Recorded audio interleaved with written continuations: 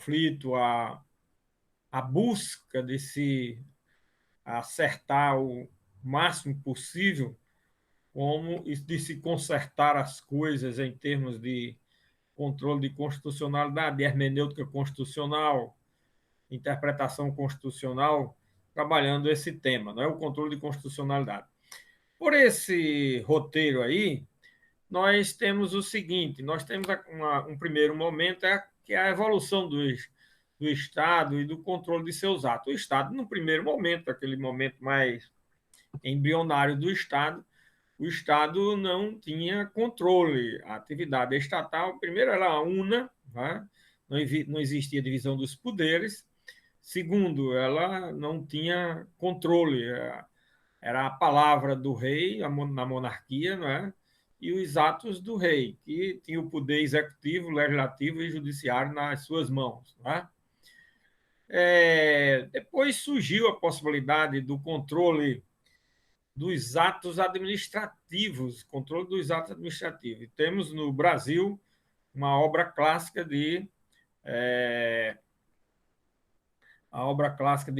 Seabra Fagundes, não é?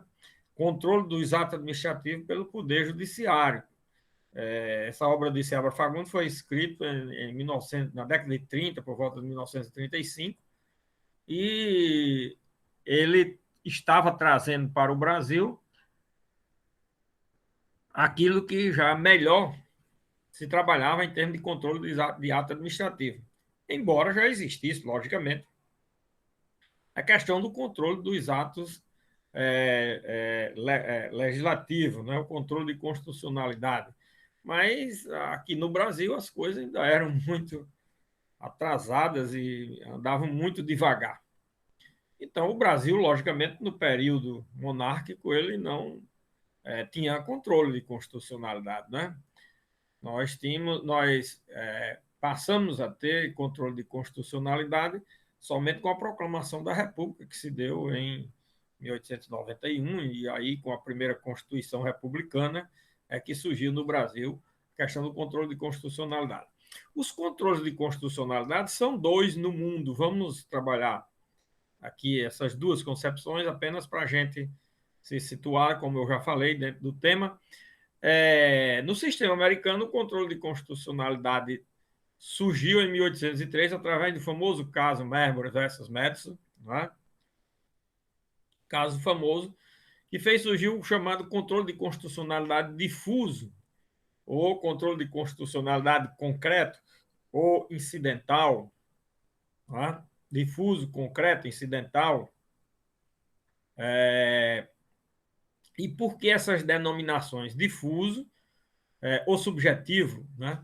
Difuso porque qualquer juiz ou tribunal pode reconhecer, declarar a inconstitucionalidade de uma lei a fim de que não seja aplicada ao caso concreto que está sendo estudado. Por isso que é chamado também de controle concreto. Concreto por quê? Porque ele é analisado diante de um caso, de uma demanda de um conflito entre sujeitos de direito, né? Na busca de discussão de um direito subjetivo da parte. Nessa busca de discussão do direito subjetivo, por isso que ele é também chamado de controle subjetivo, né? Porque ele tem em vista trabalhar o direito subjetivo e diante de um caso concreto. E incidental, porque ele é arguível, como é num caso concreto, e através da análise de um direito subjetivo, incidentalmente, é tratado, versado a matéria da inconstitucionalidade da norma aplicável ao caso, a fim de que se afaste a possibilidade dessa aplicação ao caso concreto. Esse controle surgiu nos Estados Unidos através desse caso famoso, Marbury versus Madison, né? E foi criado aí nesse momento para o mundo o controle de constitucionalidade das leis, das normas, dos atos normativos, das leis e dos atos normativos, chamado difuso, concreto, incidental ou subjetivo. Tá? Foi aí exatamente no limiar do século XIX. Né? E aí decorreu mais de um século, surgiu na Europa através de estudos levados a cabo por Hans Kelsen, que estudou a questão da estrutura das normas numa visão piramidal, a chamada estrutura piramidal, a estrutura das normas, uma visão de uma pirâmide, não é isso? Esse estudo de Kelsen levou a fazer, estruturar a possibilidade de um controle de constitucionalidade, só que agora de forma diferente. É um controle de constitucionalidade chamado de controle de constitucionalidade concentrado, ou objetivo, por ação, tá? Por ação, concentrado, objetivo, por ação, e também controle abstrato, né? Controle abstrato. Abstrato porque nesse controle de constitucionalidade ele é realizado apenas abstratamente, se declarar a constitucionalidade ou inconstitucionalidade de uma norma, sem que haja necessidade de se trabalhar um direito subjetivo ou concreto de alguém no caso concreto, certo? E esse fica no campo do controle difuso. E chamado também por ação, porque é através de uma ação específica que ele é trabalhado. Concentrado, porque é no único órgão que se concentra a análise do controle concentrado, através dos tribunais constitucionais no mundo, no Brasil, através do Supremo Tribunal Federal. Não é? Então, abstrato, por ação, chamado também de objetivo. Objetivo, porque ele trabalha com o direito vigente, com a norma jurídica constante do ordenamento jurídico, o direito posto, a norma posta, né? Que é o direito objetivo. Então, quando vocês ouvirem falar do controle objetivo, quando vocês ouvirem falar do controle por ação ou do controle concentrado, né? E do controle abstrato, vocês fiquem certos que estão diante do chamado controle de constitucionalidade concentrado, controle criado, surgido por Kelsen. Quando? Isso, Kelsen fez esse estudo por volta de 1915, em 16 ia haver uma reforma na Constituição alemã. Ele levou essa proposta para ser trabalhada nessa reforma constitucional. Essa proposta não foi aprovada. Hans Kelsen ficou muito arrasado com o resultado de negação da tese dele para ser inserido na Constituição alemã e ficou recolhido muito tempo, chateado. Quando foi por volta de 1921, a Áustria ia realizar uma reforma na Constituição, né? Ali em 1920, 1921. E aí convidou Kelsen para apresentar o projeto nas discussões dessa reforma constitucional na Áustria. Kelsen foi para a Áustria e lá apresentou o projeto e foi aprovado. Então, a criação do sistema de controle de constitucionalidade concentrado se deu na Áustria, não se deu na Alemanha. Porque muita gente chama o controle de constitucionalidade alemão, mas não é. O controle de constitucionalidade de Kelsen foi na Áustria. A Alemanha, depois, isso 3 ou 4, menos de 5 anos depois, a Alemanha adotou o mesmo sistema. Se arrependeu de não ter sido a pioneira em aceitar o projeto de Kelsen, mas resolveu implantar na Alemanha. E, logicamente, foi depois, mas como a Alemanha bem mais desenvolvida sobre todos os aspectos do que a Áustria, principalmente na questão do estudo, da divulgação de trabalhos científicos dos mais variados ramos, principalmente do direito, e no direito constitucional, logicamente, o desenvolvimento foi muito grande, né? O desempenho foi extraordinário, ficou conhecido e é muito conhecido como o sistema alemão, desde que o sistema não é austríaco, deixa que o sistema é austríaco, certo? Mas também é conhecido como o controle de constitucionalidade europeu. Mas, embora na Europa as situações são muito variadas. Primeiro, na Inglaterra não tem controle de constitucionalidade pelo Poder Judiciário de forma nenhuma. Lá o parlamento é quem resolve tudo. Né? Na França não existe o controle de constitucionalidade a posteriori, quer dizer, depois de editada a Constituição, existe um a priori, antes de editada a Constituição, certo? Portugal tem os dois sistemas, mais ou menos idêntico ao modelo brasileiro de Portugal hoje. Né? E muitos outros países têm um modelo ou misto ou único.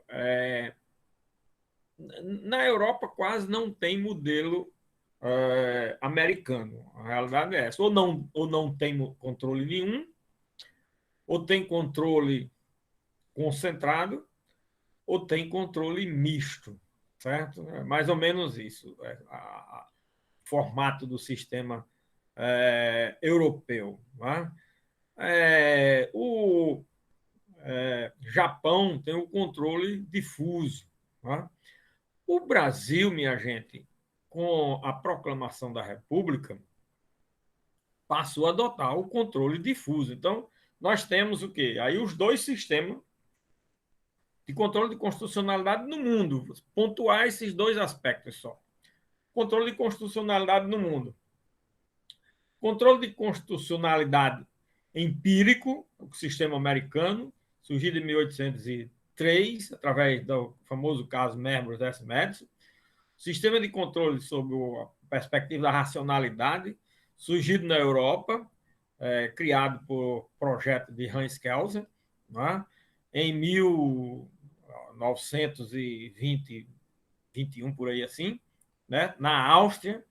E aí, como se diz comumente na doutrina, foi o empirismo cedendo lugar à racionalidade. É mais ou menos essa a ideia que faz. Por quê? Porque a visão da criação do sistema de controle de constitucionalidade concentrado, no projeto de Kelsen, ele tinha uma análise técnica, científica, coisa que não existiu no sistema americano. O sistema americano criou por circunstâncias, até de interesses os mais mesquinhos. É interessante esse aspecto.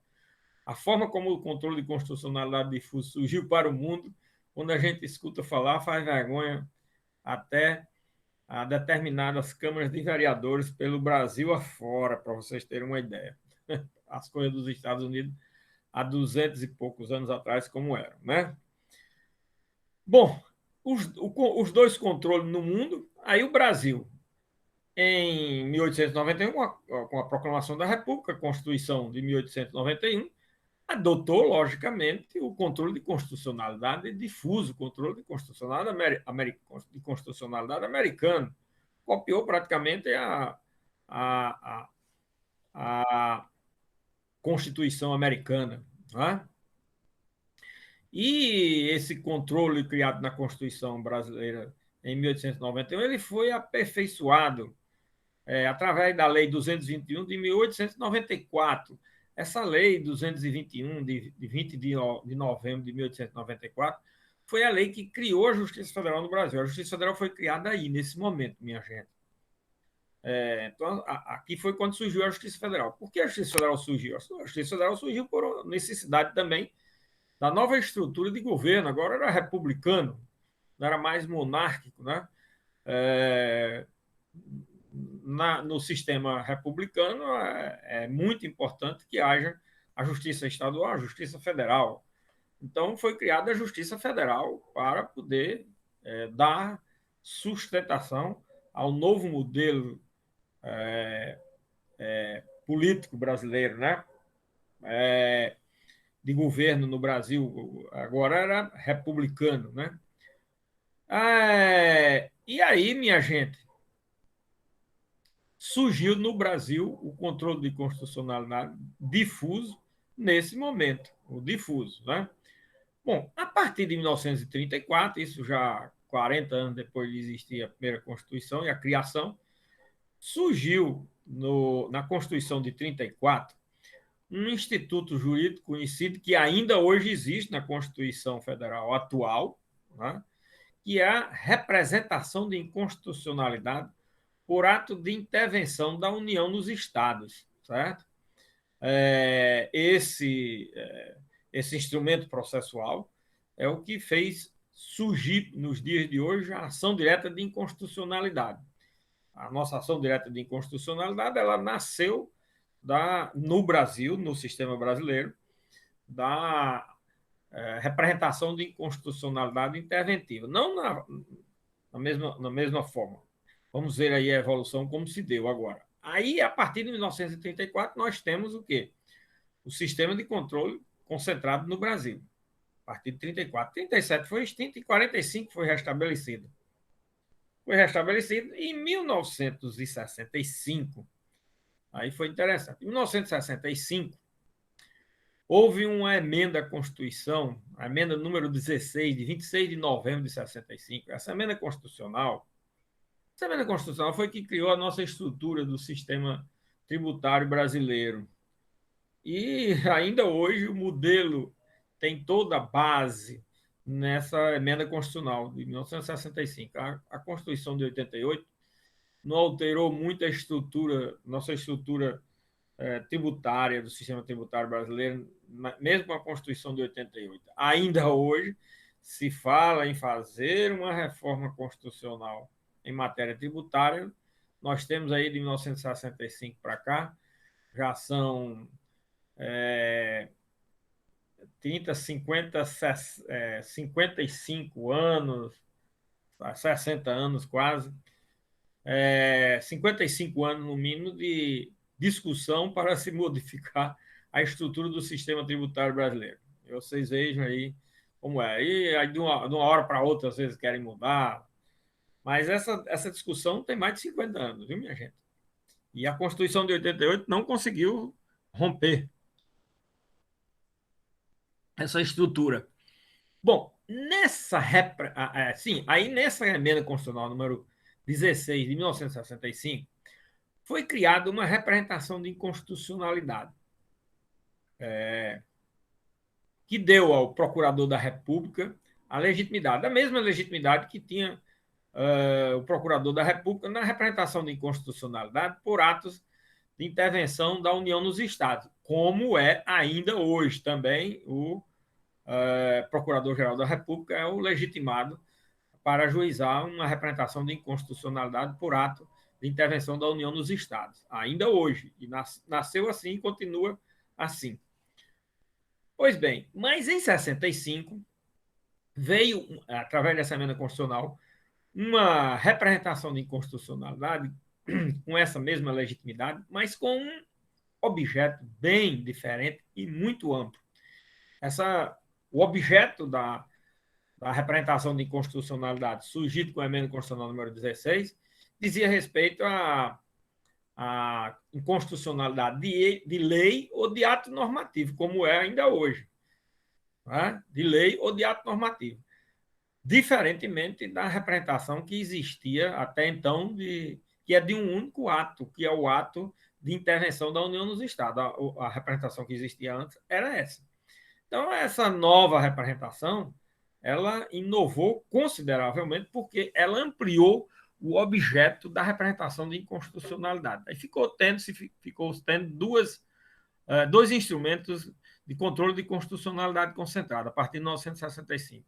A representação de inconstitucionalidade com legitimidade do Procurador-Geral da República para atacar atos de intervenção da União nos Estados e a representação de inconstitucionalidade com legitimidade do Procurador-Geral da República para atacar leis ou atos normativos que fossem imputados e considerados inconstitucionais. Só tinha um probleminha aí. O Procurador-Geral da República era um cargo de confiança do presidente da República. Então, o que isso significava e significa na prática?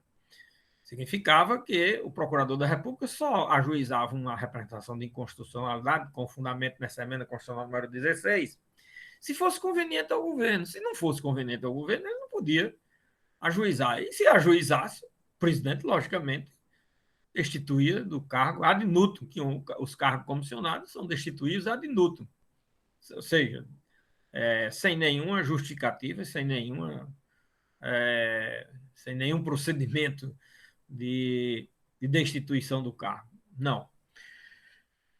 E isso surgiu em 65, quando foi na segunda metade da década de 70, que começou-se a discutir a questão de aberturas, anistia política, eram os temas daquele momento histórico. Começou-se a trabalhar essa representação de inconstitucionalidade, servindo de pano de fundo para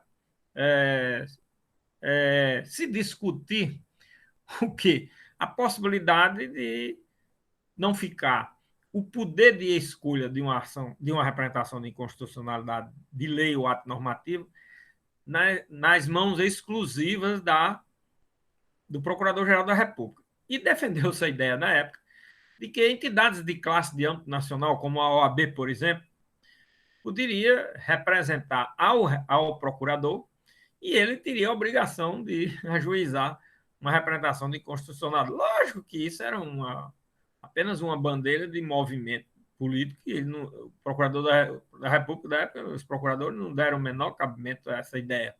Não é? Mas ela foi uma ideia que foi proclamada aos quatro cantos, as faculdades, universidades, OAB, tudo existia, debates em todo lugar, com discursos mais veementes, tendo essa representação com um pano de fundo para justificar atos de resistência ao poder central da época. Bom, isso, minha gente, foi muito interessante.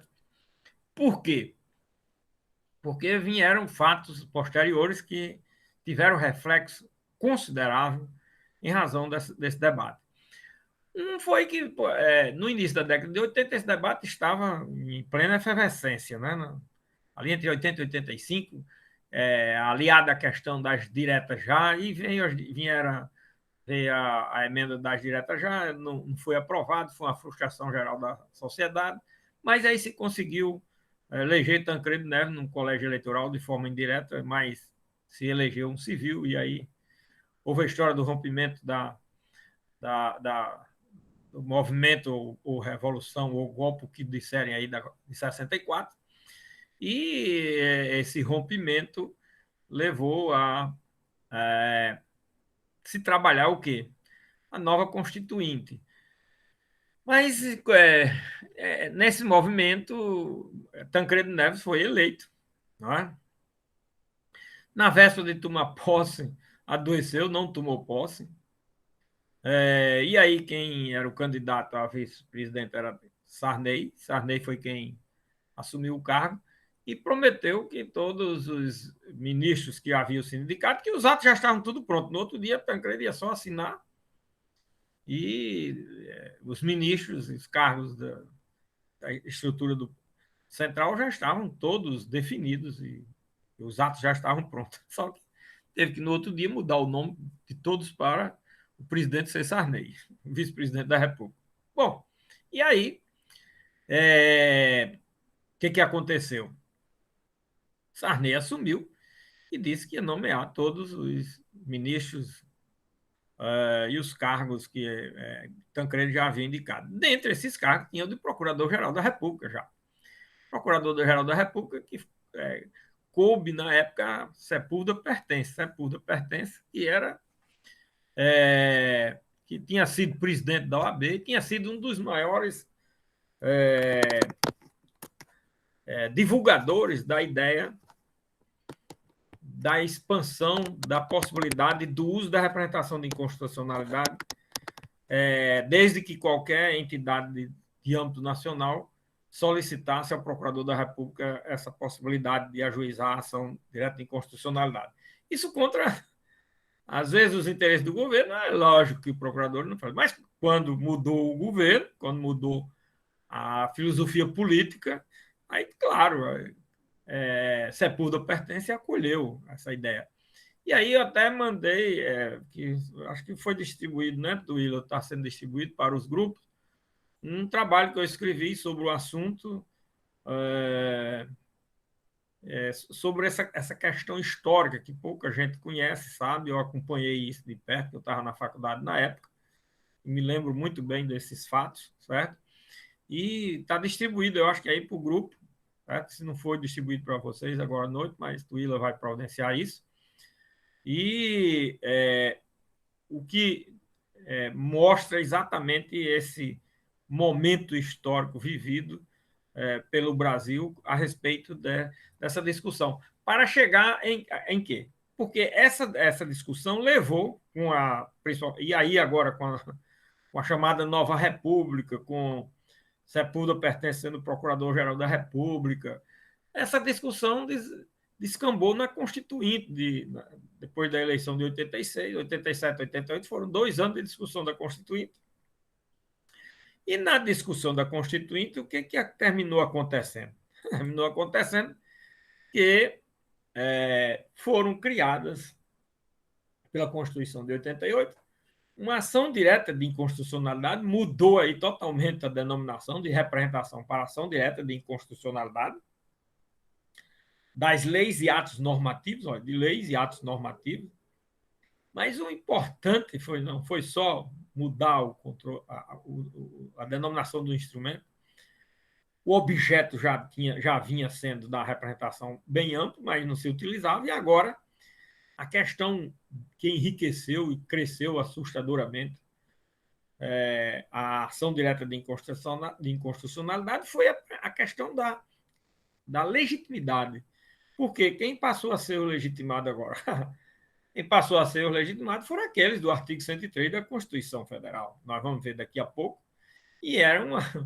Enquanto se tinha um único legitimado, depois, logo com a Constituição de 88, no dia que ela foi promulgada, já se passou a ter mais de uma centena de legitimados dessa nova ação direta de inconstitucionalidade. Imagine isso daí. O que significou em termos de crescimento assustador, exorbitante, extraordinário, excepcional do controle de constitucionalidade concentrado no Brasil, coisa que até então praticamente não se falava. A única coisa que se tinha discutido e que se tinha debatido muito, se ouvia falar, era a questão da legitimidade dessa representação, não é? Mas nós não tínhamos quase estudo, não tínhamos uma cultura voltada a esse controle de constitucionalidade, não tínhamos amadurecimento nem político, nem jurídico, nem embasamento teórico, não tinha nada. Isso aqui é a realidade. Essa é a realidade. E isso mudou totalmente, porque criou-se ação direta de inconstitucionalidade por ato comissivo e ação direta de inconstitucionalidade por ato omissivo. E ainda se fez prever a possibilidade de uma arguição do descumprimento do preceito fundamental. E quando foi em 93, veio mais uma ação de controle de constitucionalidade, que foi a ação declaratória de constitucionalidade. Então, o sistema cresceu de forma assustadora, exponencial, excepcional. E provocou, logicamente, todo um novo modelo nesse campo. E é isso que a gente tem hoje aí, exatamente como novas formas, e os debates são diários hoje, de 30 e tantos anos aí depois da Constituição, os debates são diários como se tivesse sido criado há 4, 5 anos atrás. Não. Agora é que os debates estão mais acirrados em matéria de controle de constitucionalidade. Pois bem, esse foi o modelo que surgiu e a evolução que se deu no controle de constitucionalidade no Brasil, concentrado, o abstrato, o objetivo, ou por ação, tá certo?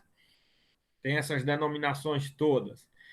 Por força disso, isso se deu em 88, mas só veio em 1999, quer dizer, 11 anos depois, veio a ser regulamentado essas ações de controle de constitucionalidade. Começaram a ser regulamentadas. E veio, logicamente, o quê? A Lei 9868, né? Essa lei que regulamentou a ação direta de inconstitucionalidade e a ação declaratória de constitucionalidade, de 10 de novembro de 99, e, posteriormente, um mês depois, a ação declaratória de constituição. Ação declaratória não. A ação de arguição de descumprimento de preceito fundamental. Então, esses dois diplomas legais vieram regulamentar os instrumentos processuais de controle de constitucionalidade concentrado, criados a partir da Constituição de 88, certo?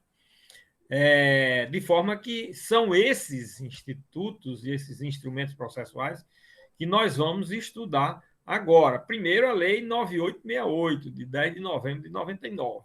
Aqui o sistema já está consolidado, precisava de quê? De haver uma regulamentação dessas ações, a fim de que se pudesse ter a sua estrutura legal e não ficar muito improvisado com os poucos dispositivos da Constituição que tratavam da matéria. A Constituição tratava da matéria no que diz respeito ao objeto e à legitimidade. A legitimidade do artigo 103 da Constituição. O objeto, só dizendo que se tratava, na ação direta de inconstitucionalidade, a inconstitucionalidade de lei ou de ato normativo, né? E aí foram enriquecendo a ação direta de inconstitucionalidade por ato comissivo, ação direta de inconstitucionalidade por ato omissivo, ação declaratória de constitucionalidade e ação de arguição de descumprimento de preceito fundamental. As diferenças desses instrumentos processuais constitucionais se dão em razão de quê? Essas diferenças elas se dão em razão do objeto de cada uma. Cuidado que isso, eu já estou falando aqui, entrando no assunto da próxima prova, né? A próxima prova vai ser sobre essa parte rápida que eu dei aí como uma forma de introdução do sistema de controle de constitucionalidade concentrado no Brasil. Mostrar uma evolução do controle de constitucionalidade concentrado no Brasil. Aí você, logicamente, vai para cima desse roteiro aí e vai ter essa parte da questão já estruturada e você pode responder aliando o que está pontuado no roteiro e o que está dito aqui de algumas informações complementares sobre esses pontos que estão postos no roteiro. E depois vem a questão do objeto dessas ações, quanto à pretensão, e objeto quanto ao resultado, os efeitos da sentença, certo? Então, são os próximos temas que a gente pode ir já refletindo, trabalhando aí para a próxima avaliação, que tem que ocorrer antes do dia 30, que no final desse mês já encerra a questão do semestre, né? Então, nós temos que trabalhar isso. Por isso que nós já estamos, a partir de hoje. E agora, nós vamos trabalhar exatamente a partir de agora o problema do texto dessas leis. Vamos trabalhar a primeira lei 9868, né?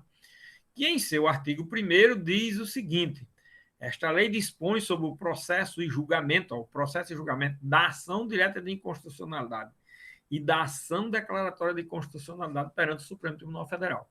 Vocês vejam o seguinte, esse artigo 1º já indica a espécie de controle de constitucionalidade, a espécie de controle de constitucionalidade concentrado, já indica isso, já indica duas ações, a ação direta de inconstitucionalidade e a ação declaratória de constitucionalidade. Só que nós vamos ver que na ação direta de inconstitucionalidade nós vamos ter por ato comissivo e por ato omissivo. Então, essa lei ela vai disciplinar 3 espécies de ações de controle de constitucionalidade concentrado. Né? A ação direta de inconstitucionalidade por ato comissivo, a ação direta de inconstitucionalidade por ato omissivo e a ação declaratória de constitucionalidade também disciplinada e regulamentada nessa lei. 3 instrumentos processuais serão analisados nesse texto legal. Perante o Supremo Tribunal Federal, olha aí, perante o Supremo Tribunal Federal, controle de constitucionalidade por ação, Olha aí, ação dessa e ação daquela. Ação direta de inconstitucionalidade e ação declaratória. Perante o Supremo Tribunal Federal, controle concentrado. Concentra-se no único órgão que vai dizer, declarar a inconstitucionalidade. Então, nesse artigo 1º, nós temos logo aí duas características do controle, que é por ação e perante o Supremo Tribunal Federal, concentrado neste órgão para dizer da inconstitucionalidade ou constitucionalidade da norma, certo? Aí, em seguida, nós temos, isso é o capítulo 1, só tem o artigo 1º, capítulo 2 cuida de quê? Da ação direta de inconstitucionalidade. A ação direta, que ação direta de inconstitucionalidade é essa? Do artigo 2º, é a ação direta de inconstitucionalidade por ato comissivo. Por quê? Porque o capítulo 2A, capítulo 2, ação direta de inconstitucionalidade. E o capítulo 2A, da ação direta de inconstitucionalidade por omissão. Olha, capítulo 2A, da ação direta de inconstitucionalidade por omissão, que vai a partir, que é tratada a partir do artigo 12A até o artigo 12H, certo? E lá nos artigos 13 e seguintes, nós temos da ação, que é o capítulo 3, da ação declaratória de constitucionalidade. E lá nos artigos 22 até o artigo 21, e no artigo 22 nós temos temas que dizem respeito a qualquer uma dessas 3 ações que nós vimos que o legislador disciplina de forma autônoma em cada, vamos chamar assim, capítulo, né? Cada capítulo. Então, nessa primeira ação, que é a ação direta de inconstitucionalidade, vamos raciocinar aqui uma ação direta de inconstitucionalidade por ato comissivo. Por ato comissivo, o quê? É aquele ato que já existe, é aquele ato que já foi editado, a matéria já foi regulamentada. Então, vai se dizer se esse ato, que é uma lei ou ato normativo, se ele está em consonância ou não com a Constituição Federal. Né? Agora, quando se trata de uma ação direta de inconstitucionalidade por omissão, é porque o ato não existiu. Há uma omissão em se tratar a matéria, que a matéria foi regulamentada, disciplinada, existe lei ou existe um ato normativo tratando do assunto. É o que nós vamos ver do artigo 2º ao artigo 12, tá certo? Agora, a ação direta de inconstitucionalidade por omissão, do artigo 12A até o artigo 12H, não, é porque não tem exatamente um ato regulamentador da matéria. Nesse capítulo 1, nós temos o ato regulamentador. Então, é a ação direta de inconstitucionalidade. Se o legislador não denominou, mas nós temos que saber que aqui é de ato comissivo. E aí vem o artigo 2º, reparem o seguinte, o detalhe, sempre, preste atenção que nós vamos trabalhar muito em cima disso. As normas são normas processuais, elas são estruturadas de acordo com aquela trilogia que eu já falei para vocês do processo. Sujeito, objeto e forma. Sujeito, objeto e forma.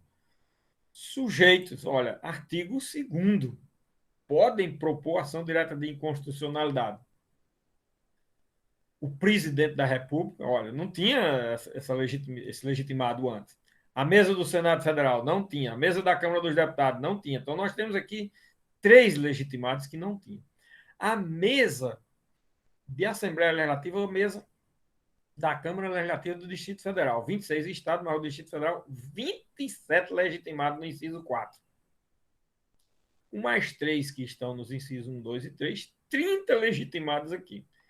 30 legitimados. Inciso 5º, governador de estado ou governador do Distrito Federal. 26 estados e mais o Distrito Federal. 27. 30 com 27, 57 legitimados aqui. O Procurador-Geral da República, pronto, era o único que era legitimado antes da Constituição. Ele passou a ser aqui o 58º, tá certo? Olha, e o inciso 7? O inciso 7 é fantástico. O Conselho Federal da Ordem dos Advogados do Brasil. Ora, quem? Aquele que lutava antes da Constituição para que aquela representação de inconstitucionalidade tivesse sucesso de ser pelo menos ajuizada perante o Supremo Tribunal Federal, se a Ordem dos Advogados fizesse uma petição ao procurador e ele ajuizasse a ação. Só que com a Constituição nova, as coisas mudaram. Os debates surtiram efeitos, tiveram ressonância na Constituição, e o Conselho Federal da OAB passou a ser legitimado nesta ação. Mas, além do Conselho Federal da OAB, o partido político, os partidos políticos bateram muito nessa tecla também, antes da Constituição. E aí, partido político, quantos são? O Conselho Federal é o 59º legitimado. Partido político, depende de quantos tem em cada momento histórico. Hoje são 30 e tantos partidos, então 59 com 30 e tantos, 90 legitimados aqui. 90 legitimados. E aí vem o inciso 9, a Confederação Sindical. Olha, a Confederação Sindical, nossa, quantas confederações sindicais tinha na época da Constituição e hoje, 30 e tantos anos depois, né? E entidade de classe de âmbito nacional. Só aqui dá centenas de legitimados. Só aqui. Então, veja a diferença da legitimidade antes da Constituição e depois da Constituição, para o controle de constitucionalidade concentrado, que antes era numa representação de inconstitucionalidade, e agora passou a ser em uma ação direta de inconstitucionalidade para essa hipótese de declaração de inconstitucionalidade. Minha gente. E aí vem depois o artigo 3º da lei. Esse artigo 3º é muito interessante, porque ele precisa ser lido em combinação com o artigo 219 do Código de Processo Civil. Por que 219? Porque o artigo 219 é o que cuida, que para alguns cuida da forma da petição inicial. Não é só a forma, nem esse artigo 3º também trata só da forma. Na realidade, o artigo 319 do Código de Processo Civil, ele trata da estrutura de uma demanda. Lá no artigo 319 do Código de Processo Civil, ele tem o quê? Ele tem os sujeitos do processo, ele tem o objeto quanto à pretensão, a causa de pedir e o pedido, e a forma de como a petição inicial é feita. Né? Pois bem, o objeto lá é a causa de pedir e o pedido, é o que identifica cada espécie de ação que é ajuizada, de acordo com o Código de Processo Civil. Aqui, o legislador se preocupou em dar o objeto desta ação. O objeto desta ação. O restante dos incisos do artigo 319 deverão ser aplicados também para efeito de forma da petição inicial de uma ação direta de inconstitucionalidade. Então, a autoridade a quem é dirigida, a questão da prova apresentada, aqui também fala alguma coisa, mas pode também se valer lá do artigo 319, mas aqui fala também, nós vamos ver aqui mais na frente, né? E nós, principalmente o parágrafo 1 do artigo 3º e outros artigos, como o artigo 7º da lei, nós vamos analisar daqui a pouco, e nós vamos ver também que apresenta-se determinados requisitos, os requisitos que aí são forma. Mas, além da forma, olha, nós temos esse assunto é importante. Esse artigo 319 do Código de Processo Civil é um artigo de uma importância extraordinária, porque ele indica toda a estrutura de uma demanda. Ele indica os sujeitos, ele indica o objeto, ele indica a forma, indica requisitos que deve ter petição inicial. Então, pode olhar que o 319 diz, a petição inicial indicará, aqui também a petição inicial indicará. Só que aqui trabalha só dois incisos. Dois incisos para definir e identificar o objeto desta ação. A causa de pedir e o pedido desta ação. Para poder identificar esta ação. O que é que identifica o Instituto Jurídico Processual? O que é que identifica o Instituto Jurídico Processual. O que é que identifica o Instituto Jurídico Processual? O que é?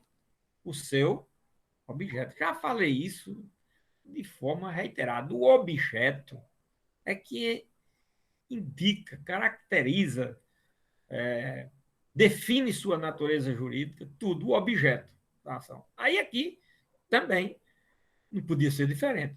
O legislador indicou o quê? O objeto desta ação direta de inconstitucionalidade.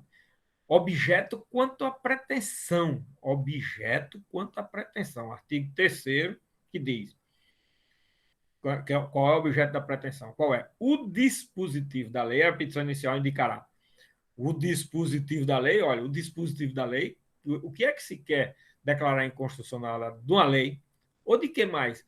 Do ato normativo. O que é um ato normativo?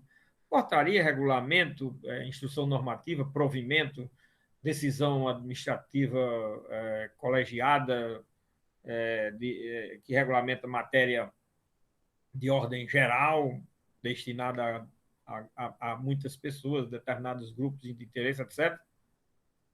São atos normativos impugnados.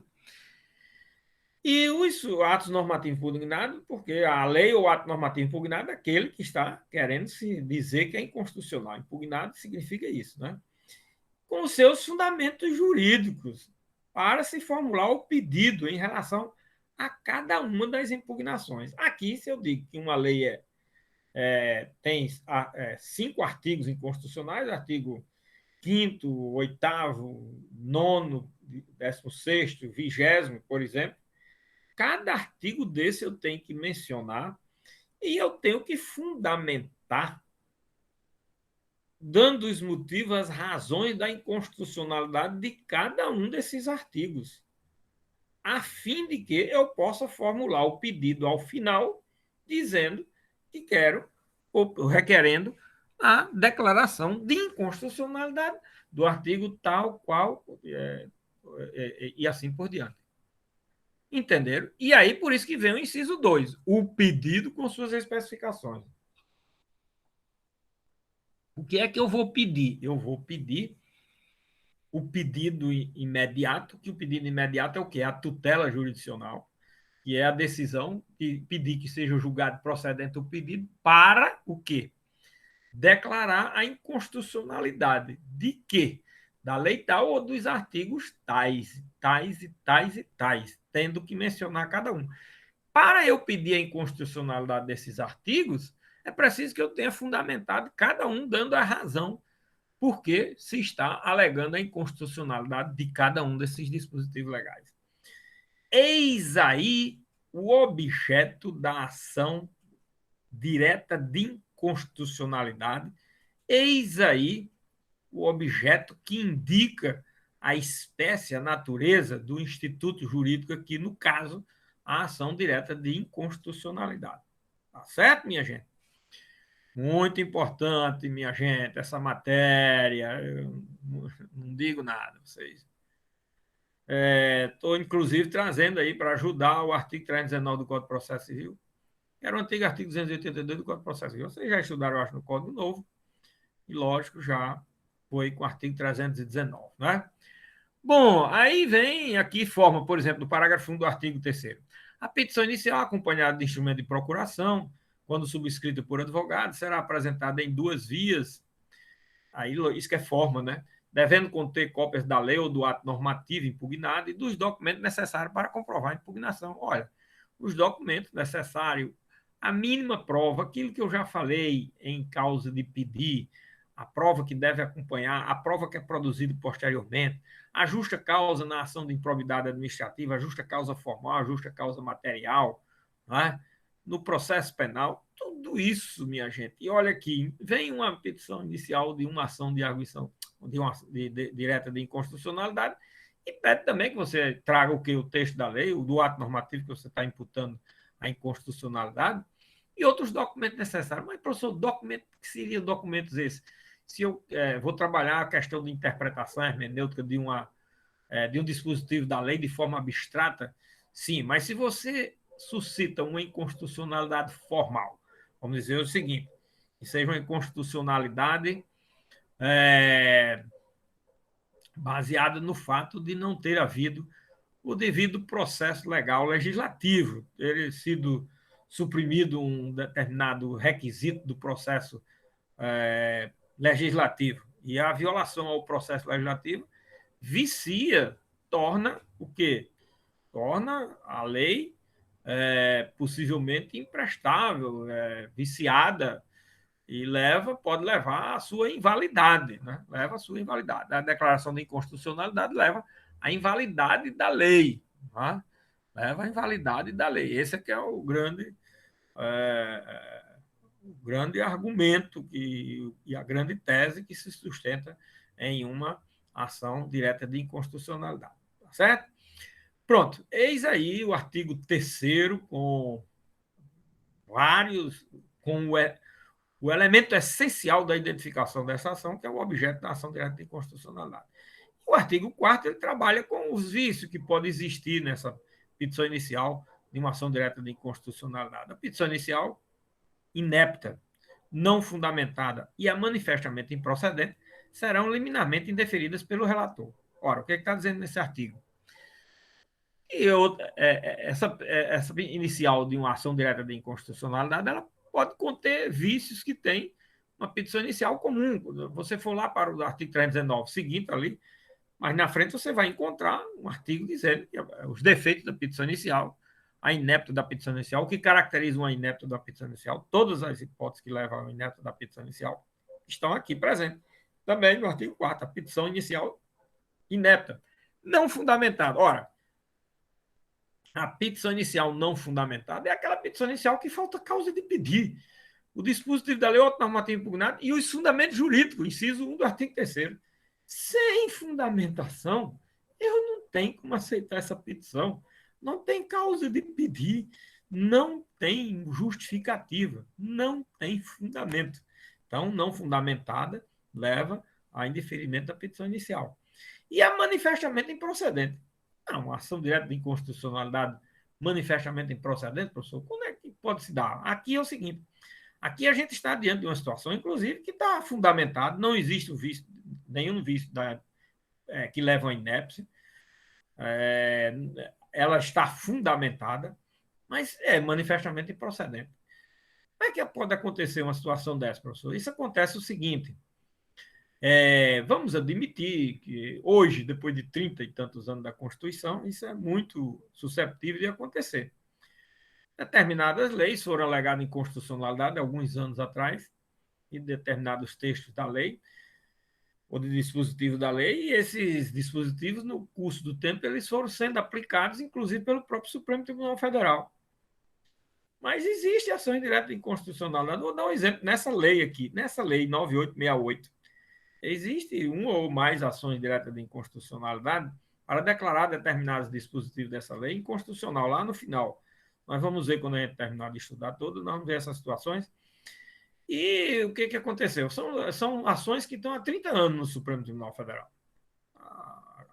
Há mais de 25 anos ou 30 anos estão lá. E durante esse tempo todo, não foram julgadas essas ações, e os dispositivos que se imputou de inconstitucional naquele momento histórico, eles vêm sendo aplicados de forma reiterada e o próprio Supremo considerando, aplicando e discutindo a sua aplicabilidade. Ora, eles já foram exaustivamente analisados e não foi reconhecida a inconstitucionalidade. Na hora que o relator desses processos pegar essa ação, ele vai dizer que a ação é manifestamente improcedente, porque a matéria já foi objeto de muitas discussões e o dispositivo vem sendo aplicado, a constitucionalidade deles é manifesta. Olha aí. Se a constitucionalidade é manifesta, a ação é manifestamente improcedente. Está vendo? E agora, isso pode ser deferido pelo relator de plano. Com relação a esses vícios, viu, minha gente? Olha o detalhe aí. Com relação a esses vícios, pode ser decidido pelo relator, artigo 4º. Agora, o parágrafo 1 diz que dessa decisão do relator cabe agravo. Quem deferir a petição inicial. Esse agravo é um agravo chamado de agravo interno, né? Outros, a doutrina já chamou esse agravo de agravo regimental, de agravinho, de agravo legal, de agravo inominado. Hoje, esse agravo é conhecido como agravo interno, certo? Esse agravo já teve todas essas denominações no curso da história, da sua existência dos últimos, vamos dizer aí, 50 anos aí, tá? Só 50 anos aí de evolução da denominação, certo? Então, cabe agravo interno, que é uma regra que existe de decisões monocráticas de órgãos singulares que decide matéria que era, em princípio, de competência de órgãos colegiados, junto aos colegiados, o recurso cabível é agravo interno. Isso é uma regra de processo que é universal e no Brasil ela se presta a atender muitas situações e circunstâncias que são apresentadas nos tribunais, certo? No artigo 5º, nós temos o que? A proposta à ação direta não se admitirá de existência. Trata-se de processo em que o direito é indisponível. Se o direito é indisponível, nós não temos como trabalhar a questão de existência da ação. Isso é uma matéria também que eu já falei bastante aqui. Nos direitos disponíveis não existe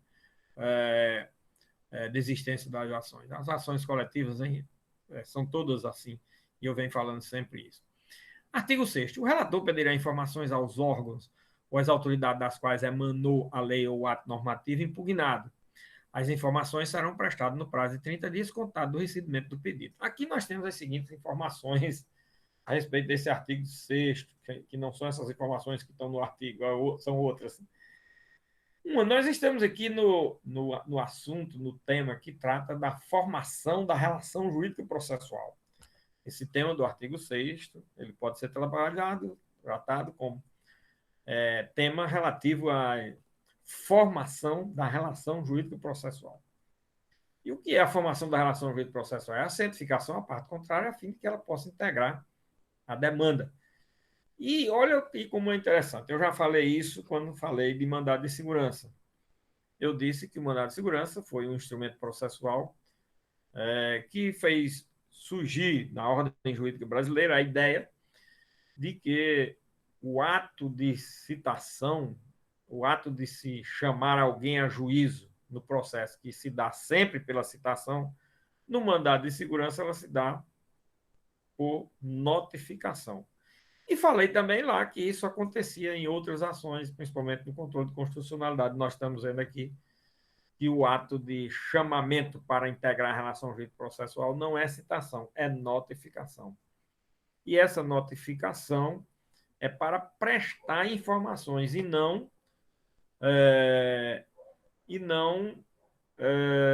apresentar defesa ou contestação. Não é isso que diz a lei. É prestar informações. E prestar informações quem? Aqui é que é interessante.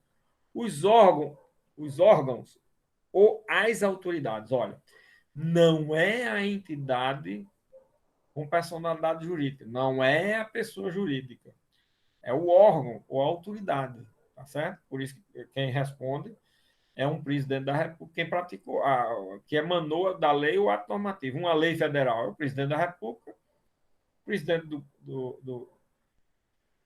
da Câmara e do Senado, certo? Que, apesar de ser aí presidente de poderes, mas poderes são órgãos. O poder judiciário é um órgão, o poder legislativo é um órgão, o poder executivo é um órgão.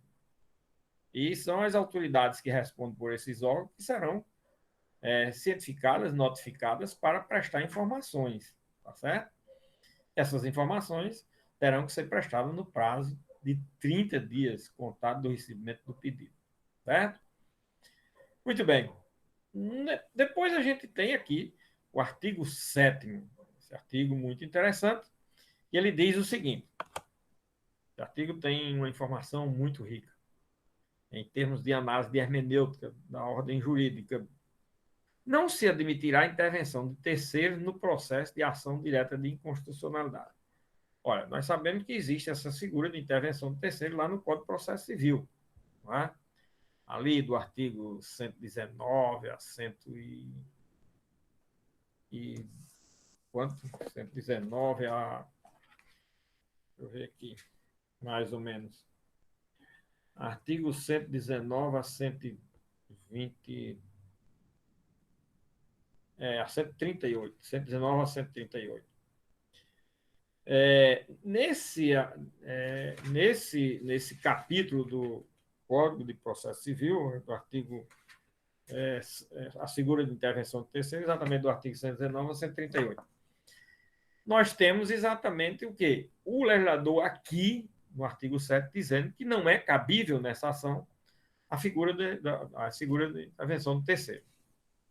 Mas no parágrafo 2º, o parágrafo 1º foi vetado, e o parágrafo 2º diz o seguinte: o relator, considerando a relevância da matéria e a representatividade dos postulantes, poderá, por despacho irrecorrível, admitir, observado o prazo fixado no parágrafo anterior, a manifestação de outros órgãos ou entidades. Ora, que figura ou que figuras são essas do parágrafo 2º do artigo 7º?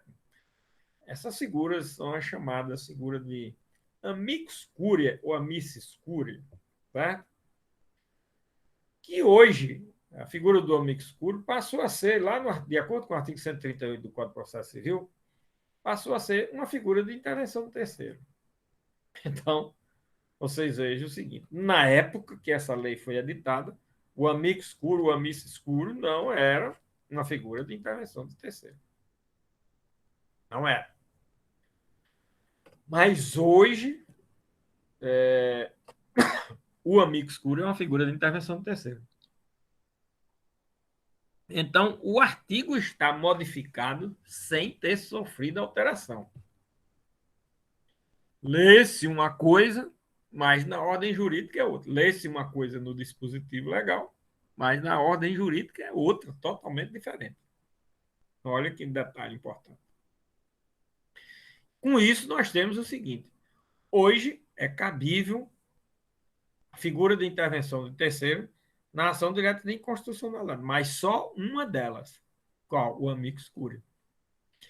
Se você responder que não é possível a figura de intervenção do terceiro numa ação direta de inconstitucionalidade, hoje você está totalmente errado e equivocado. Aí você diz assim: mas eu estou fazendo e respondendo de acordo com o que está expressamente afirmado no artigo 7º. Mas o que vale não é a lei, a letra da lei, o dispositivo legal. O que vale é o direito vigente, a ordem jurídica vigente, o sistema jurídico em vigor. Professor, então eu tenho que saber tudo? Tem. Ora, a qualquer cidadão não é dado desconhecer o texto da lei, imagine um especialista. Você tem que rebolar e tem que saber o máximo possível. Eu já falei aqui que em matéria de hermenêutica, de interpretação, não existe uma única interpretação, mas existe a melhor interpretação. É aquela que abrange o maior volume de conhecimento e de domínio que você tem sobre a matéria. Logicamente, quando você não está trabalhando com a má fé, com não querer as coisas ou querer ao seu modo, à sua maneira. Aí não vai nunca alcançar objetivo nenhum. Certo? Então, minha gente, esse artigo 7º ele é importante porque mostra mais uma vez aquilo que eu sempre falo de conhecer o sistema jurídico como um todo, a ordem jurídica, o direito vigente, sob pena de se cometer os mais graves e elementares equívocos, citando o dispositivo da própria lei. O problema é esse, certo? Mas um intérprete e aplicador do direito não pode se valer de literalidade de lei, nem de dispositivo de lei, para justificar que a lei diz isso, então é isso que a lei diz. Não. A lei é um grande instrumento, mas a lei não se esgota em si mesma. O que esgota em si mesmo é a ordem jurídica, o direito vigente. Esse sim, se esgota em si mesmo. Eu não posso ir buscar nada além do sistema jurídico, da ordem jurídica. Eu não posso me furtar nem me deixar de conhecer e aplicar a ordem jurídica. Certo? Agora, uma lei, ela pode não estar de acordo com a ordem jurídica. Pode haver antinomínias entre leis, e pode haver desacordo entre a lei e a Constituição, compatibilidades e assim por diante. Certo? Muito bem. E no artigo 8º, nós temos ainda: decorrido o prazo das informações, serão ouvidos sucessivamente o advogado-geral da União, o procurador-geral da República, que deverão manifestar-se cada qual no prazo de 15 dias. E esses dispositivos, esse artigo, veja o seguinte: o artigo 2º cuida de sujeito do processo, o artigo 3º cuida de objeto, certo? O artigo 4º cuida dos vícios do objeto, o artigo 5º cuida da indisponibilidade dessa ação, o artigo 6º cuida de sujeitos, do chamamento do sujeito para integrar a relação jurídico processual, o artigo 6º, o artigo 7º cuida ainda de sujeitos, inclusive a figura de intervenção do terceiro, né? O artigo 8º cuida ainda de sujeitos, né? Que são aqui, ingressam no processo, podem ingressar no processo advogado-geral da União e procurador-geral da República, o qual, a cada qual podendo se pronunciar no prazo de 15 dias. Né? Tem 15 dias para se pronunciar, se for chamado. Né? E no artigo 9º, vencidos os prazos do artigo anterior, o relator lançará o relatório com cópia a todos os ministros e pedirá dia para julgamento. Esse artigo 9º ele é muito interessante porque ele tem 3 parágrafos que cuida de um assunto interessante. Vamos chamar assim, um assunto interessante. Esse assunto é interessante porque ele, na realidade, ele trata vamos chamar assim, da fase instrutória da ação, da ação direta de inconstitucionalidade. Mas na cabeça do artigo, ele trata de um assunto que aparentemente é meio desimportante. Assim. O artigo trata do relatório que será lançado pelo relator e distribuído cópia aos ministros. É uma matéria muito simplória, professor, tratada no artigo, né? Porque ela aqui é muito importante. Por que ela é importante? É o seguinte: é que em todo e qualquer processo, no julgamento no tribunal, em todo e qualquer tribunal, o julgamento de qualquer processo pode levar ao seguinte: quem não tiver participado da sentada de julgamento, quando começa o julgamento de uma ação e não for concluído esse julgamento, na sessão seguinte, em que a matéria, um processo voltar a ser tratado, pode ter faltado algum desembargador, algum juiz, algum ministro. E aí, quando a matéria está discutida, o presidente passa a palavra para quem faltou a sessão passada, vamos dizer, que discutiu aquela matéria. Aí ele pode dizer o seguinte: olha, eu me abstenho de votar porque eu não estava presente, não assisti a leitura do relatório, nem os debates sobre o assunto. Ele pode dizer isso em qualquer julgamento, menos no controle de constitucionalidade concentrado. Não. Em matéria de constitucionalidade, isso não pode ser afirmado por nenhum ministro da Corte. Por quê? Porque ele tem que ter conhecimento do relatório e, mesmo não tendo participado dos debates, se ele não tiver habilitado para proferir o voto, ele pede vista, mas ele vai ter que se pronunciar sobre a matéria, num sentido ou no outro. E é por isso que o artigo 9º se transforma num dispositivo de grande importância e relevância, porque esse relatório é o que indica, o que aponta os pontos sobre os quais o julgador vai se debruçar para estudar a matéria. Isso no tempo que o processo era físico, tinha maior importância. Né? Hoje, tinha maior importância no que diz respeito à distribuição desse voto. Hoje, não, desse relatório, né, do voto, é do relatório. Hoje, não, o processo é eletrônico e todos ficam com acesso ao processo e, lógico, que essa cópia distribuída aos ministros, apenas se faz a disponibilização do relatório aos ministros, apenas isso. Então, no processo eletrônico, isso é muito facilitado, logicamente. Bom, e no parágrafo primeiro nós temos, em caso de necessidade de esclarecimento de matéria ou circunstância de fato ou de notória insuficiência das informações existentes nos autos, poderá o relator requisitar informações adicionais, designar perito ou comissão de peritos para que emita parecer sobre a questão ou fixar data para, em audiência pública, ouvir depoimentos de pessoas com experiência e autoridade na matéria. Olha como esse parágrafo é rico. Esse parágrafo indica que num processo de controle de constitucionalidade pode haver audiência, pode haver debates, pode haver perícia, pode haver os mais variados meios e formas de produção de prova para melhor convencimento do julgador naquilo que diz respeito às informações fáticas da matéria, compreensão dos institutos discutidos. Às vezes, a lei trata de matérias técnicas científicas que ao juiz não é dado conhecer, matérias que são alheias ao direito, das mais variadas áreas da ciência, médica, técnica e o que for. E o juiz precisa de quê? De ouvir pessoas experts, peritos, comissões, autoridades experientes na matéria, realizar audiência pública para ouvir esses depoimentos. Tudo isso é possível. Existe uma regrazinha.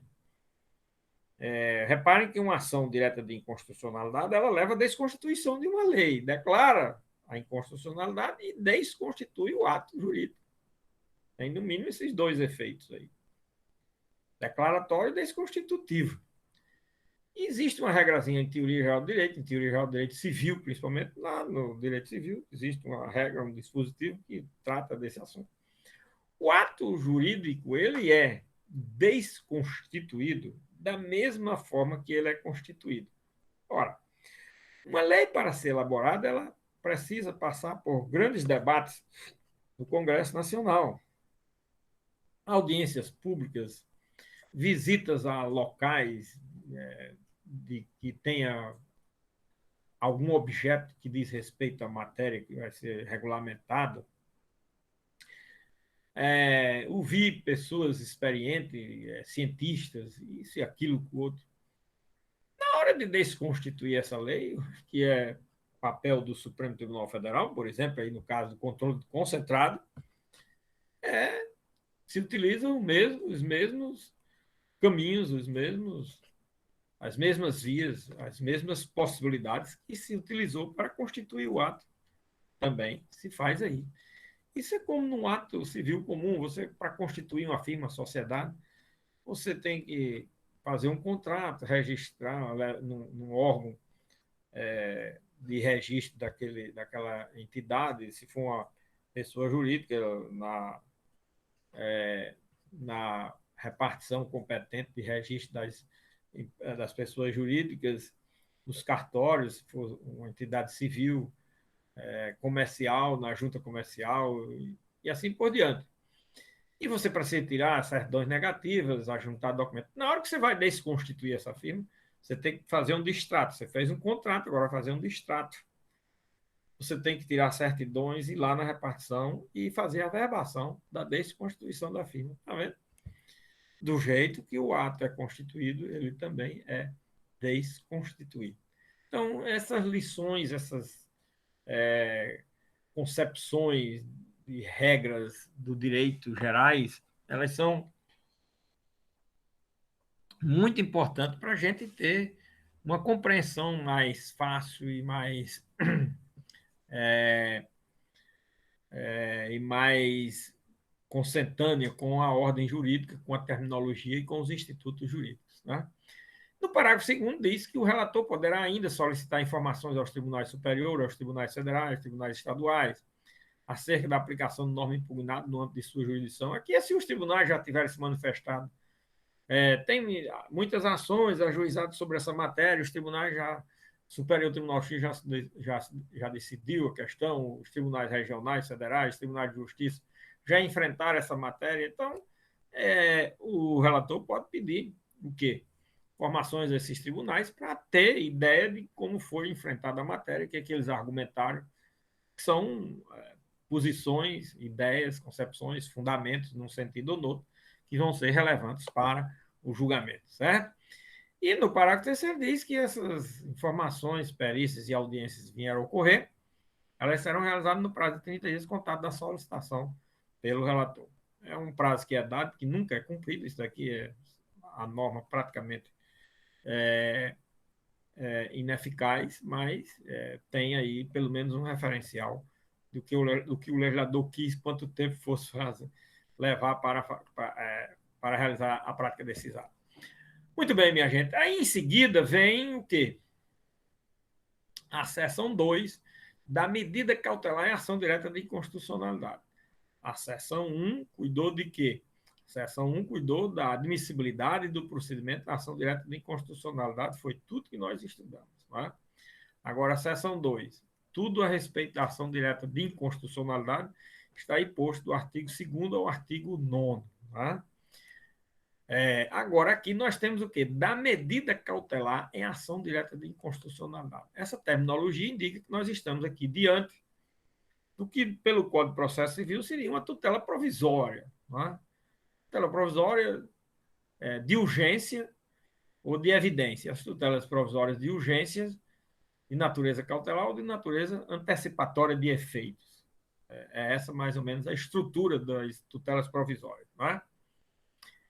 Aqui era em 99, o legislador utilizou uma linguagem que não fugiu, mas era diferente. Nem utilizou tutela provisória, nem utilizou ação cautelar, utilizou medida cautelar, que é uma medida dentro da própria ação, que pode ser logo no início da ação, quando a ação é ajuizada, ou pode ser no curso da ação, do jeito que é a tutela provisória no sistema atual do Código de Processo Civil.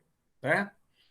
Agora, esse artigo 10 ele é muito interessante porque ele, ao trabalhar da cautelar, ele trata de assuntos muito importantes que estão na ordem do dia dos debates. Diz aqui o artigo 10, salvo no período de recesso, olha, salvo o período de recesso, foi a única ressalva que o legislador fez. A medida cautelar na ação direta será concedida por decisão da maioria absoluta dos membros do tribunal. Nós tivemos um caso desse a semana passada, no final da semana passada, que está aí na ordem do dia dos debates, está na imprensa e o presidente do tribunal já marcou o julgamento para quarta-feira sobre o problema de liminar diferida por um relator monocraticamente, que isso não é pecado de um só, não. Os 11 fazem isso com certa constância, mas contra a lei. Salvo no período de recesso, a medida cautelar na ação direta, aí é aquela história. Aqui no Supremo, isso é dito nos trabalhos, nas discussões, nos debates jurídicos, é uma ilha de 11 ministros. O Supremo, que deveria ser uma unidade de pensamento, de discussões e debates os mais ricos possíveis, na realidade termina o Supremo num debate. Cada ministro se julga um Deus. Como ele se julga um Deus, cada um tem a sua posição divina. E cada um diz o que quer e faz o que quer, da forma que quer. E são 11 ministros, são 11 ilhas, quando o Tribunal Supremo deveria ser pelo menos uma ilha, fosse uma, não, mas lá são 11 ilhas, 11 ministros, 11 ilhas. Cada um tem o seu espaço delimitado por cada um. Não é por ninguém, é por eles próprios. Então, nós temos esse problema, mas olha, a ordem jurídica a ordem jurídica é mais ou menos boa. Olha. Salvo no período de recesso, a medida cautelar na ação direta será concedida por decisão da maioria absoluta dos membros do tribunal. Maioria absoluta dos membros do tribunal são 6 ministros dos 11. Observado, então, esse é o quórum de resultado. E ainda tem o quórum de assentado, observado o disposto no artigo 22. Esse artigo 22, nós vamos ver mais lá na frente, ele trata do quórum de assentada de julgamento. Artigo 22, quórum de assentada de julgamento. Primeira parte, decisão da maioria absoluta dos membros. Quórum de resultado do julgamento. Certo? Após a audiência dos órgãos ou autoridades, dos quais emanou a lei ou ato normativo impugnado, que deverão pronunciar-se no prazo de 5 dias. Quer dizer, outra regra, a liminar nas ações diretas de inconstitucionalidade não são deferidas inaudita altera parte. Mas isso é o comum também de acontecer. Decide-se inaudita altera parte. Mas o legislador está dizendo que não. A regra é ouvir quem? As autoridades de onde emanou o ato normativo ou a lei, que deverão pronunciar no prazo de 5 dias. Tem 5 dias para se pronunciar. Somente no parágrafo 3º é que diz o seguinte: em caso de excepcional urgência, o tribunal poderá deferir a medida cautelar sem a audiência dos órgãos ou das autoridades das quais emanou a lei ou o ato normativo impugnado. Olha, esse parágrafo, na realidade, deveria ser o primeiro, esse parágrafo 3º, né? Por quê? Porque aqui diz, após a audiência dos órgãos ou autoridades dos quais emanou a lei ou o ato normativo impugnado. A primeira regra é que o tribunal, ao decidir, o tribunal é quem decide, e decide depois de ouvir, o relator teve aberto vista para o órgão ou autoridades ser ouvido em 5 dias sobre a liminar, ou a medida cautelar. Né? Excepcionalmente, o tribunal poderá deferir a medida cautelar. O tribunal não é o relator, nenhum ministro monocraticamente. O tribunal poderá deferir a medida cautelar sem a audiência dos órgãos, quer dizer, aqui é sem ouvir as autoridades de onde emanou a lei o ato normativo impugnado. Parágrafo 3º, em combinação lá. A regra, não existirá decisão sem ouvir a parte contrária. Exceção, quando for considerado uma situação de excepcional urgência. Segunda regra, não será deferida medida liminar de forma monocrática pelo relator, para ser deferida pelo tribunal. Primeiro. Segundo, mesmo sendo deferida pelo tribunal, mesmo havendo deferimento inaudita altera parte, o tribunal é quem vai decidir, não é o relator monocraticamente, não é um juiz monocraticamente. Então, olhe aí quantas informações, riqueza de detalhes nós temos nesse artigo 10, e essas discussões que existem, e essas violações a essas normas pelo ministro do Supremo, isso é uma coisa, assim, de causar impacto realmente, né? Quem quer que seja que assim decida, e todos fazem isso de forma a mais corriqueira, como se fosse comum, e como se não tivesse nada disciplinando a matéria e fosse cada um ao seu alvedrio pudesse decidir como quisesse. E não é assim. Não é assim. A lei regulamenta a matéria muito claramente, mas não se quer. Quando não se quer, não adianta ter. Pode ter a lei que tiver. Não adianta. Se quer fazer de acordo com a lei, não faz. E aí fica por isso mesmo. É uma aberração. Parágrafo 1º. O relator julgando indispensável ouvirá o advogado-geral da União e o procurador-geral da República no prazo de 3 dias. Quer dizer, sobre a medida cautelar, o relator ainda poderá abrir vista ao, ao, ao advogado-geral da União e ao procurador-geral da República, além de ter que ouvir a autoridade ou órgão que editou a lei ou ato normativo, como está na cabeça do artigo 10. Tá certo?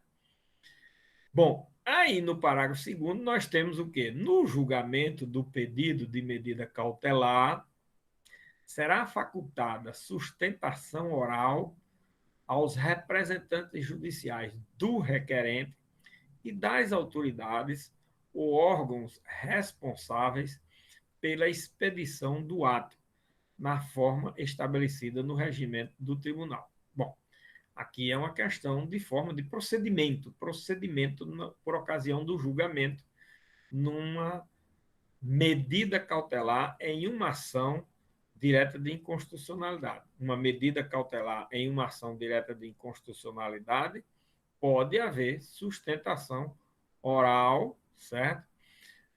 Tanto de quem requereu, quanto dos órgãos responsáveis pela expedição do ato. Olha, órgãos ou autoridades não são as entidades de direito público, não são as pessoas jurídicas, não são pessoas com personalidades jurídicas. Olhem sempre esses aspectos, esses detalhes, essas informações que são muito importantes, que são situações de excepcionalidade dentro do sistema legal.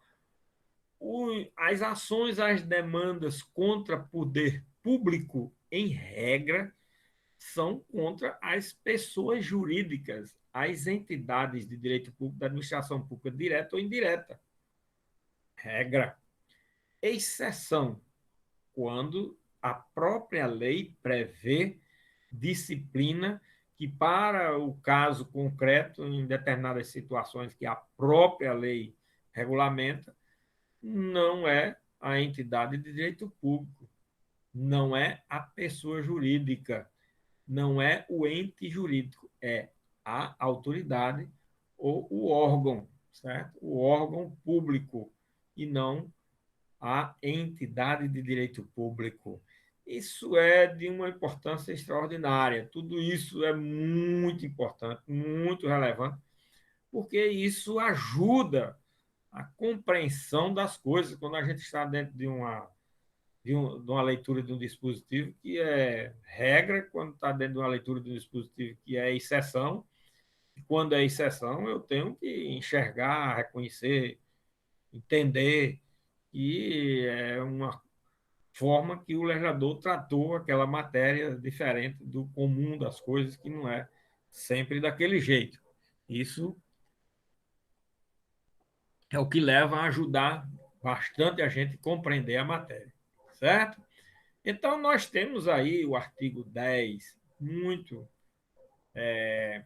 importante, relevante, que trata essa matéria, que está aí na ordem do dia, que está nas manchetes dos jornais. Pode pegar qualquer jornal dos últimos 3 dias, de hoje principalmente, da manhã até quarta-feira, vai ter notícias sobre esse artigo 10.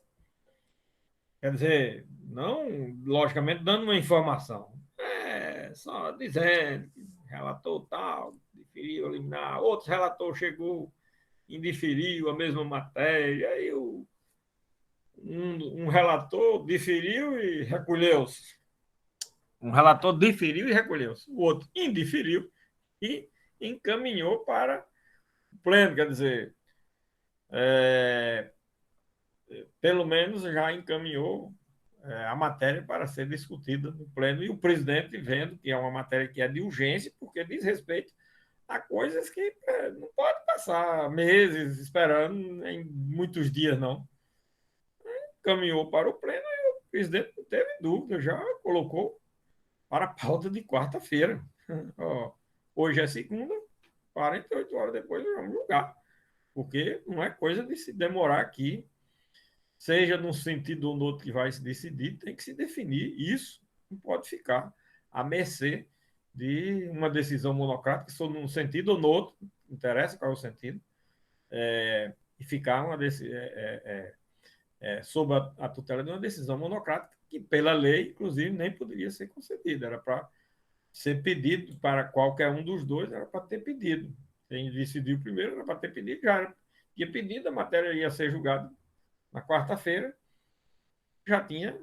já se sabia, não foi decidido, não se sabe ainda, mas tem urgência, então a próxima sessão, quando é quarta-feira, então vamos decidir quarta-feira. Mas não, cada um chegou e decidiu monocraticamente. Mas tem um detalhe, minha gente. Nessas duas, vou só dar aqui, tanto para um como para o outro dos relatores. Né? Nessas duas ações, parece que as duas ações são de arguição do descumprimento de preceito fundamental. Parece que são ações de arguição do descumprimento de preceito fundamental, a CDPF. Neste caso, nós vamos ver na lei 9888, que é 9868, lá é 9888, na outra, ou é 9, aqui disciplina a arguição do descumprimento de preceito fundamental. Nessa lei, aí dá poder ao relator para, em caso de excepcional urgência, nessa lei dá, quando se trata de ADPF. Em caso de excepcional urgência, o relator decide e encaminha imediatamente para o pleno. O primeiro relator que decidiu na semana passada, no final de semana, não fez isso. O segundo relator fez. Então, pelo menos aí nesse caso, nós vamos ver. Se for a DPF, que é a DPF? Nos casos são a DPF. As duas parecem a DPF. Como são a DPF, aí quem mandou, decidiu e encaminhou imediatamente para o pleno, a fim de referendar ou não a decisão. E o presidente já incluiu em pauta, está fazendo de acordo com a lei, o que diz a questão da medida cautelar na arguição do descumprimento do preceito fundamental, que nós vamos ver lá mais na frente. Lembrem-se, tá? Porque nós vamos ter que nos referirmos a esse caso que está aí para ser julgado já agora, quarta-feira, sobre matéria. Aqui vocês vejam os assuntos, a lei é de 99, controle de constitucionalidade criado em 88, e o assunto está na ordem do dia 30 e tantos anos depois, como se tivesse surgido e nascido há um mês atrás. Vejam como é interessante essa matéria que se estuda nesse processo coletivo, tá certo? Bom, pessoal, a gente fica aqui nesse artigo 10, nós temos muito importante o artigo 11 e o artigo 12, mas como eles têm muita informação importante, não dá para analisar aqui nas carreiras, então vamos deixar para analisá-lo na... Hoje é segunda, né? Nós vamos ter aula quinta-feira, se Deus quiser. Né? Quinta-feira a gente analisa e dá continuidade, estudando em seguida a ação direta de inconstitucionalidade por omissão ou por ato omissivo, tá certo? E partiremos aqui do artigo 11, que tem informações muito interessantes, e o artigo 12, que é um artigo muito interessante, tem uma peculiaridade toda própria nesse artigo 12 sobre essa matéria, ok? Então, para todos, uma boa semana, bons estudos, já depositaram, espero que tenham depositado o trabalho, a matéria.